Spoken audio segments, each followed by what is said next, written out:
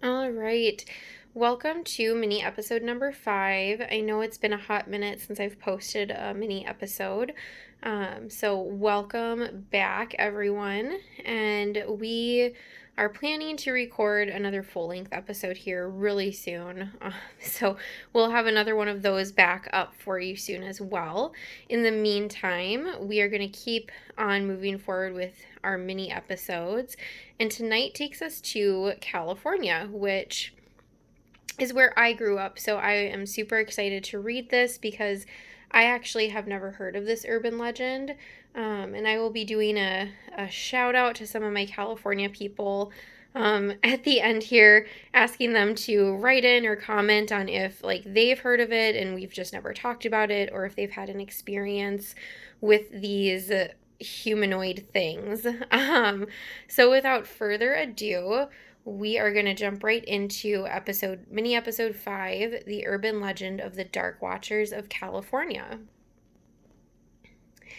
In the Santa Lucia Mountains in California, local legend speaks of mysterious dark figures who stand along the peaks, often in places ordinary people would not be able to climb to, and seemingly staring at nothing.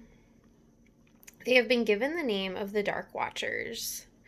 The Dark Watchers have been seen all along the Santa Lucia Range in California, mostly around twilight or dawn. They are typically described as 7 to 10 feet tall, though some who have claimed to see them have described them as little people, contradicting the majority of sightings. The Dark Watchers are human-shaped, or at least humanoid-shaped. They stand completely motionless as they look out to the sea, appearing to wear long black cloaks and broad-brimmed black hats, and occasionally are spotted holding a staff or walking stick. They have never been observed to have facial features, but that's perhaps because no one has been able to get a close enough look. Anyone who attempts to get that close has found that the figures simply vanish, leaving no footprints or any other evidence that they were ever there to begin with. According to legend, there are also some more requirements for the Dark Watchers to make themselves known to hikers in the mountains. Those who are carrying guns or wearing weatherproof clothing scare them off for some reason. They prefer to only reveal themselves to hikers who are wearing more old-fashioned garb, according to paranormal investigator Jason Offit. There's one oft-repeated story of a local man who went hiking in the mountains sometime in the 1960s. He saw the Dark Watchers and somehow had enough time to study and process exactly what it was he was seeing. He called out to some fellow hikers in order to alert them of the presence of these mysterious figures. But when he turned back to where the figures had been standing, they had vanished. Who or what the Watchers are, no one knows. Where they came from or why they are there, again, lost in speculation. And what they are looking for or watching is beyond anyone's current comprehension. The Chumash Indians first spoke of them in legends, and their cave painters drew them in their colorful wall drawings. They've been seen many times over the years, with stories about them dating back to Chumash Indian legends. They are mentioned in the short story Flight by John Steinbeck, and the iconoclastic poet Robinson Jeffers wrote about forms that look human, but certainly are not human, in his poem, Such Counsels You Gave to Me. Thomas Steinbeck, son of John Steinbeck, collaborated with artist Benjamin Brodie on a book titled In Search of the Dark Watchers, chronicling the legend's history and recording interviews with locals who claim to have encountered them. In his book, Steinbeck and Brodie claim that the term originally coined by Romans, and that Dark Watchers were originally believed to be physical creatures that took the form of guardian animals or other supernatural beings, with a comparison to creatures like fairies or ghosts.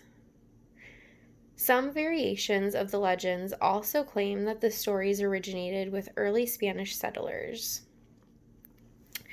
Unfortunately, there's no way to pinpoint the actual origins of the stories of the Dark Watchers, other than that locals knew about them prior to 1937, before Jeffers' poem was published. A less natural explanation for the Dark Watchers links them to reports of shadow people due to their similar physical appearances, particularly the notorious Hat Man, often seen by sufferers of sleep paralysis. However, it's also been noted that the stories of the Dark Watchers likely predates reports of the Hat Man. And given how localized the Dark Watcher stories are, they're likely not actually related. Many witnesses and locals believe that the Dark Watchers are spirits, though the type of spirit they are is debated. Some say they bring bad luck. Others claim they are spirits of a more benevolent kind, likely owing to the fact that there have been no reported encounters that involved violence. Still, others claim the Dark Watchers are physical manifestations of the Grim Reaper. Tales of the Dark Watchers appear in many books and are still reported on the internet. And here are a few samples that have been found online of actual eyewitness reports.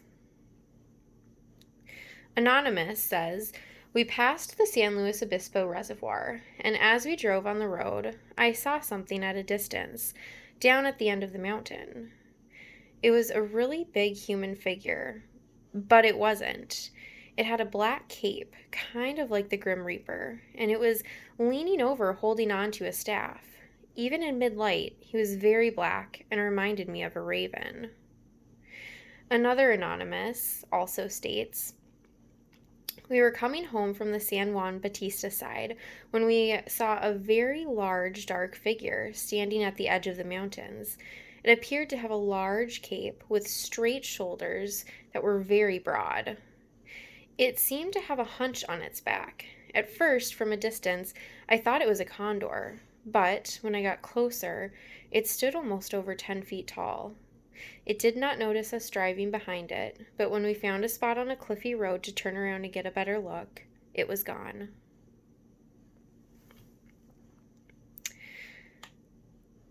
Anonymous says, "Just in 2018, I was hiking up a remote trail up the 33. I was about an hour up the mountain, no people, no cars in sight. As I was hiking, I had this eerie feeling I was being watched. I looked up to the top of the mountain. It was a black figure. I waved jokingly, not really thinking the object was a person. It waved back. Thinking I was maybe tripping or that it was a tree waving in the wind, I took a puff of my cigarette, only to see the figure blow out a plume of smoke as well. I started seeing it flowing, and I say flowing, almost floating vertically. I ran like hell back to my car, spraining my knee in the process." Evangeline of Oceano writes in 2017, "I saw a Dark Watcher just about dusk in June of 2016. He was standing near the ocean cliffs just outside of Hearst Castle. No one could see him in our party except me. As I walked toward it, it vanished. I also had a sense of foreboding, eerie, scary feeling." Joey of Silmar writes in 2016, "I'm a long-distance runner. Most of my training is up in the good old California mountains. I had a long run scheduled, so I headed out. I headed to Veterans Park here in the San Fernando Valley. Time of day was about 2 p.m. I was running up in an area where no human could climb without gear. I saw a black figure in plain daylight. I've never seen anything like it up in the mountain. It was darker than dark. I could not explain it. A year has passed, and today, again, January 24th, I saw it again in the same spot." And finally, last name of Gardner from June Lake, California, reported in 2011, "Up here in the eastern Sierras, we see Dark Watchers all the time. They are always out at dusk and dawn. All you see is just a tall, dark silhouette. They almost look like horses standing on their hind legs with the assistance of a walking stick. It's pretty creepy. and nobody has ever seen them up close. They disappear the moment you try to get closer. All right, so that is the urban legend of the Dark Watchers of California. And here comes my shout out. So, to all my California friends that are possibly listening to this, I'm going to tag you in it later. Katrina, Laura, Nicole, Emily, Angelica, um, my sister Megan, my brother Colin, if you guys have heard of this, whether it was like sometime in school or if anyone has had experiences while you guys are driving around that area or maybe even hiking, or maybe in different areas, I don't know, but let me know, let us know on our podcast, because I had actually never heard this one before. Biggest thing I remember from high school was Hicks Road, which is a whole other thing that I'm sure we could talk about later on our podcast. But if anyone outside of like my little friend group listening has heard of the Dark Watchers or has stories about them, please, as always, comment on Instagram, comment on Facebook, comment on YouTube, email us your stories about them. As always, it doesn't just have to be a creepy, scary experience about the episode today. It can be any experience that you've had. Shoot us an email, don'tfollowmehomepod@gmail.com. And look for more mini episodes, but also finally getting back to our roots of full episodes coming up here very soon. So have a wonderful day, and as always, stay spooky.